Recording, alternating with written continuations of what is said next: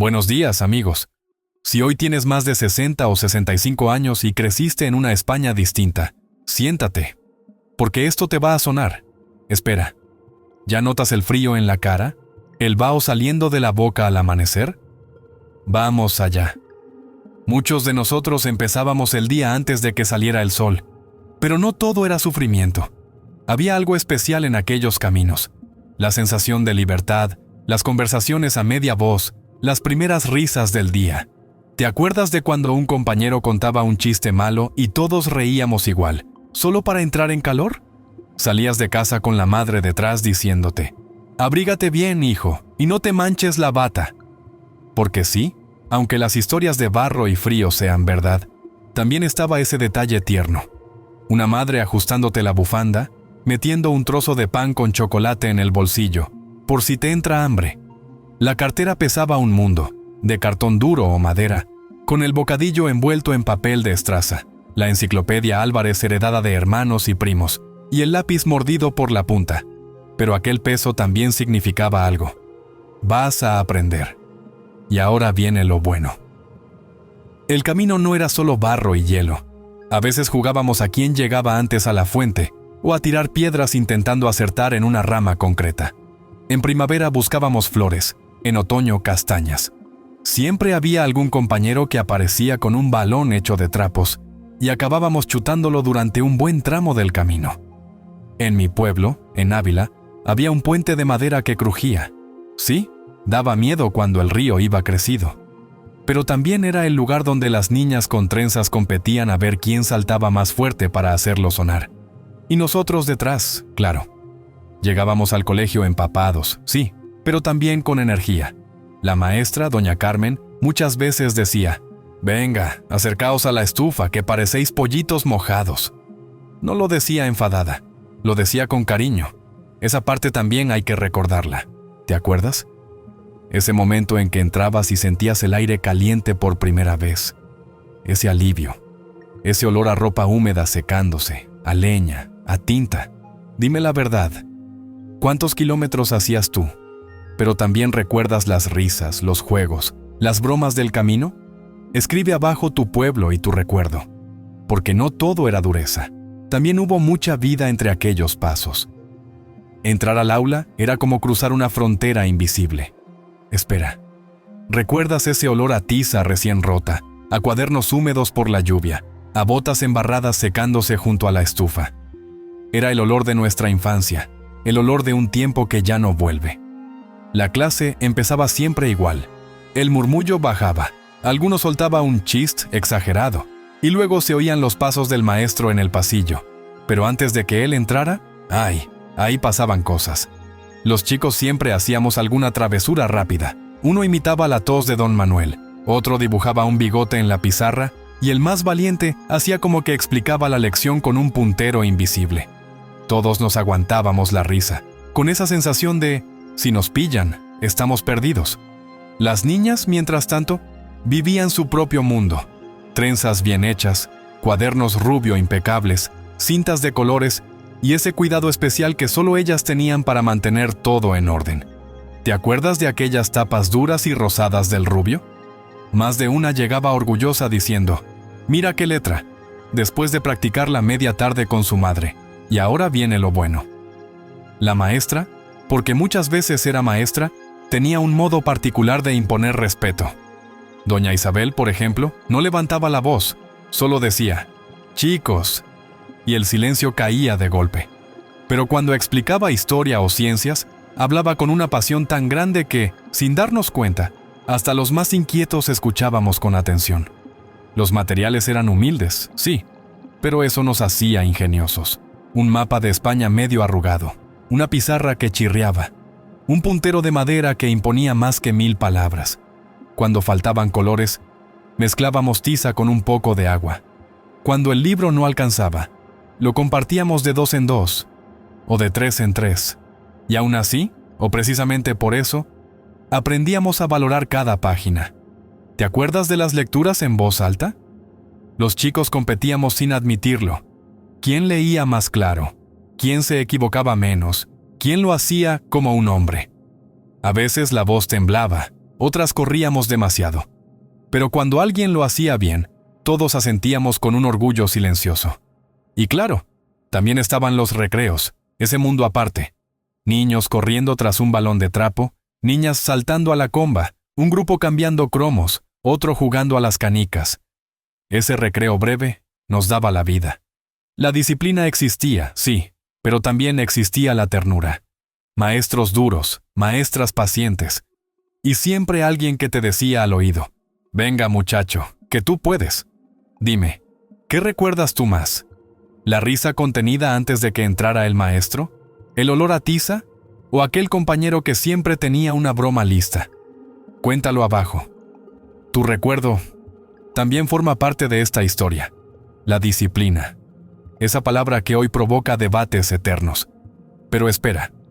Antes de juzgar, volvamos un momento a aquella aula. ¿Te acuerdas del silencio que caía cuando el maestro entraba? Ni falta hacía que hablara. Bastaba su sombra en la puerta. Muchos recuerdan al maestro duro, sí. En casi todos los colegios había uno. Bigote, gafas gruesas, paso firme y ese puntero que daba más miedo por el sonido que por el golpe. Pero ojo, no todo era terror. Los hombres de nuestra generación lo sabemos. Aquel maestro también tenía humanidad, aunque la escondiera detrás de una ceja levantada. Cuando un chico resolvía una división difícil o leía sin trabarse, se le escapaba una sonrisa que valía más que 1000 premios. Pero ahora viene lo bueno. En contraste, estaba la maestra buena. Doña Teresa, Doña Carmen, Doña Pilar. Cada uno recuerda la suya. Ella era la que te acomodaba la camisa, la que te decía: hijo, afloja el lápiz, la que te enseñaba a escribir sin apretar los dientes. Y cuando una niña llegaba con las trenzas perfectas, decía: ¡qué guapa vienes hoy! A los niños nos tocaba menos, claro, pero cuando te decía muy bien leído, te creías el rey del mundo. Y entre esos dos polos, el maestro duro y la maestra dulce, se movía nuestra educación. Una mezcla de firmeza y cariño. Una mezcla que te enseñaba a corregirte, a respetar, a callar a tiempo y a reír a escondidas. ¿Te acuerdas de las tablas de multiplicar? Ahí sí que había disciplina masculina. Uno recitaba, otro se equivocaba, otro hacía el tonto. Siempre había alguno que decía: profe, yo empiezo por el 8, que es más fácil. Y la clase entera contenía la carcajada. También estaban las filas. Para muchos hombres de hoy, ese recuerdo es pura nostalgia. Estar recto, sin hablar, mirando al frente, pero siempre con ese compañero que te daba un codazo por lo bajo. Rivalidad sana, complicidad eterna. Los castigos existían, claro, pero la mayoría eran más teatrales que crueles. Arrodillarse unos minutos, copiar 2 líneas o escuchar un sermón que daba más sueño que miedo. Y aún así, salimos adelante, ¿verdad? Dime tú, ¿eras de los que temían al maestro duro o de los que hacían bromas cuando se giraba? Escríbelo abajo. Porque la disciplina de entonces también forma parte de nuestra historia como hombres. Si uno piensa en aquella escuela, lo primero que aparece no es un libro, sino un pupitre. Espera, ¿te acuerdas? Ese pupitre de madera con marcas de navaja, iniciales grabadas, y un tornillo que siempre estaba suelto. Los hombres de nuestra generación aprendimos a escribir y a reparar cosas al mismo tiempo. Dentro del pupitre guardábamos un tesoro. El estuche metálico, un lápiz mordido, el cuaderno rubio, un sacapuntas que se atascaba siempre, y a veces un cromo escondido que pensábamos que nadie veía. Pero el maestro lo veía todo, o eso creíamos. Lo bueno es que, aunque el material fuera humilde, tenía alma. La enciclopedia Álvarez. Madre mía, ese libro era más duro que una mili. Pasaba de hermano a hermano, de primo a primo, y siempre llegaba con dibujos de alguien de otra época. Los chicos presumían de tener la edición verde, o el tomo que explicaba el mapa físico. El que tenía un libro nuevo era el Messi de la clase. Y ahora viene lo bueno. La tinta. Esa tinta violeta que manchaba dedos, camisas y hasta la cara si no ibas con cuidado. Los niños competíamos por ver quién dejaba menos manchas en el cuaderno. Las niñas, en cambio, solían ganarnos sin esfuerzo. Claro, decían, es que ellos escriben como si estuvieran conduciendo un tractor. Y tenían razón. Los colores eran un lujo. Cuando un niño decía, «¿Me han traído colores en Reyes?», toda la clase quería verlos. Los olíamos, los probábamos en un papel, y siempre había uno que decía, «¿Me lo dejas para el mapa de Francia?». Nunca lo devolvía con la punta entera. Los mapas, aunque gastados, nos hacían soñar. A veces faltaba una esquina, pero no pasaba nada. Todos sabíamos dónde estaba Galicia, aunque estuviera medio borrada. Las madres también formaban parte de esta historia. Ellas forraban los libros, cosían las batas y escribían nuestro nombre con rotulador gordo. «Para que no lo pierdas», decían. Y sí, lo perdíamos igual. Dime tú, ¿qué recuerdas más? ¿El estuche metálico? ¿La tinta que te dejaba los dedos morados? ¿La enciclopedia Álvarez que pesaba más que la cartera? Escribe tu recuerdo abajo, porque cada objeto de aquella época cuenta quién fuimos. Si había algo que todos esperábamos con ansias, era el recreo. Espera, ¿ya estás sonriendo? Normal, porque el recreo era nuestro pequeño mundo. Un respiro en medio de aquella educación tan seria. En cuanto sonaba el timbre, o en muchos pueblos, la campana de metal golpeada a mano, la puerta se abría y salíamos como flechas. Pero no era solo correr por correr, era libertad. Eran 15 minutos que sabían a gloria. Los niños se organizaban solos, un balón de trapo, 2 piedras como porterías y a jugar. A veces el balón se rompía, y entonces el más habilidoso lo arreglaba con cuerdas o tela. «Venga, que aún aguanta un partido más», decía. Y todos aplaudíamos. Las niñas también tenían su universo propio.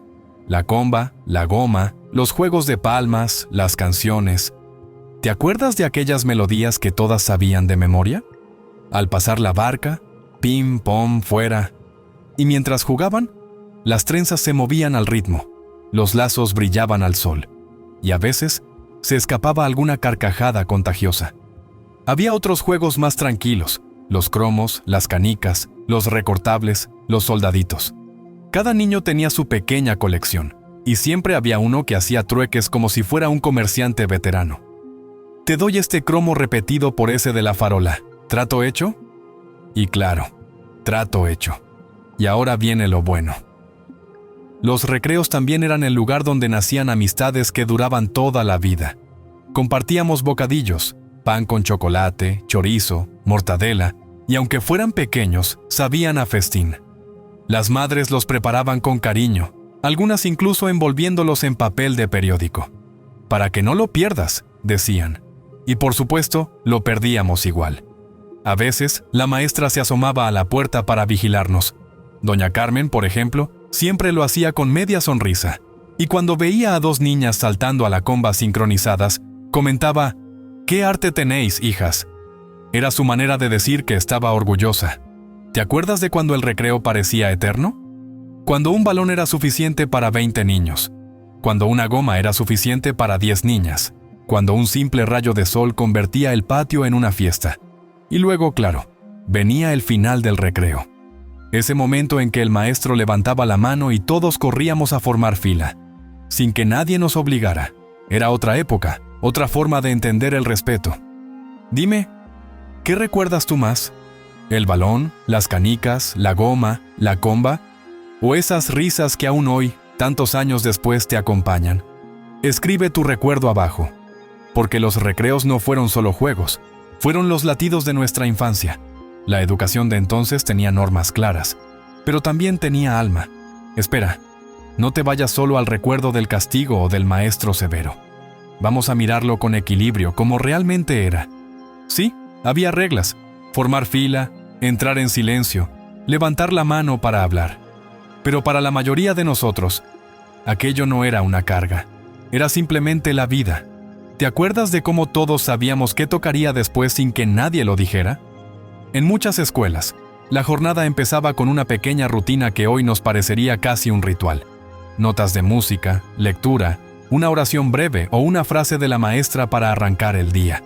Y aunque se hable mucho de disciplina estricta, la verdad es que esa disciplina no siempre era castigo. Muchas veces era organización, tranquilidad, un modo de enseñar a convivir. Y ahora viene lo bueno. Detrás de cada norma había personas. Maestros y maestras que, con sus virtudes y sus defectos, daban forma a nuestras mañanas. Doña Pilar, por ejemplo, tenía una costumbre muy suya. Si veía a un niño triste, le decía, «Vente conmigo, anda», y lo hacía ayudar a repartir cuadernos. Así, sin más, se le pasaba el disgusto. No hacía falta castigo ni sermón, hacía falta cariño. Y eso también existía, aunque no siempre se cuente. Las niñas también recuerdan cosas distintas. Cómo la maestra les enseñaba a coser un botón, cómo se sentaban juntas ordenando cromos o recortables, y cómo las mayores ayudaban a las pequeñas a leer las primeras frases. Había solidaridad, había vínculo. La escuela no era solo aprender a sumar, era aprender a ser parte de un grupo. ¿Te acuerdas de aquellas inspecciones sorpresa? Todos intentábamos poner postura recta, esconder el dibujo a medio hacer o limpiar rápido la mesa con la manga. Y luego, cuando se iba el inspector, venía el suspiro colectivo y la risa contenida. Por supuesto, también había momentos serios, cuando alguien levantaba la voz sin permiso, cuando un cuaderno estaba sucio, cuando la fila se desordenaba. Pero casi siempre, después del gesto firme, venía el comentario amable. «Venga, que podéis hacerlo mejor». Las normas eran parte de todo. Nos enseñaban respeto, orden y paciencia. Sí, eran rígidas, pero también eran coherentes, predecibles, y eso daba seguridad. Dime tú, ¿qué costumbre de tu escuela recuerdas con más claridad? ¿La fila, el saludo, la lectura de la mañana? Cuéntamelo abajo, porque en esas pequeñas reglas está escrita la historia de cómo crecimos. Cuando miramos atrás, a aquella escuela de los años 50, 60 o 70, es fácil pensar solo en lo duro o en lo sencillo que era todo. Pero espera, si cierras los ojos un momento, verás que lo que de verdad ha quedado no son los castigos, ni el frío, ni las normas estrictas. Lo que permanece, y eso lo sabe cualquiera de nuestra generación, son los valores, los rostros, los olores y las pequeñas victorias que nos acompañaron durante años. Aquella educación nos enseñó cosas que hoy parecen casi antiguas: la paciencia, el esfuerzo, la letra clara, el respeto por el maestro, el compañerismo. Y también nos enseñó a resolver problemas con lo que tuviéramos a mano: una tiza rota, un libro heredado, un pupitre viejo. ¿Te acuerdas? Éramos expertos en improvisar, en buscar soluciones, en no rendirnos. Las niñas de entonces también conservan recuerdos muy propios. Cómo la maestra les enseñaba a hacer punto, cómo llevaban sus cuadernos perfectamente ordenados, cómo se ayudaban unas a otras en silencio. Y más de una recuerda el orgullo de su madre al ver su caligrafía bien hecha en el cuaderno rubio. Pequeños detalles que decían: «Vas por buen camino, hija».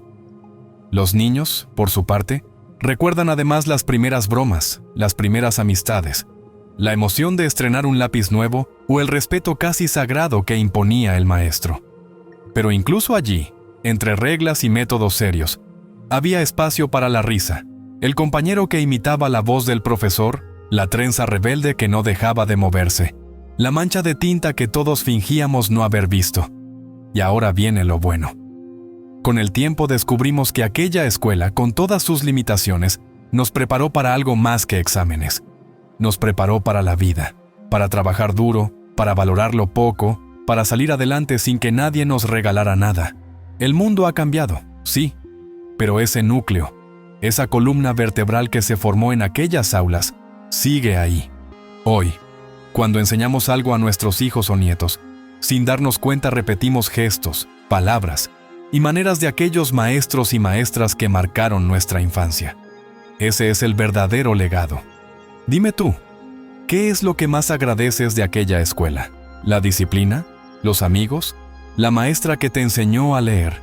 Escribe tu recuerdo abajo, porque al final, la historia de la educación de entonces no está en los libros, está en nosotros, en ti, en cada persona que pasó por un pupitre de madera y salió de allí un poco más fuerte,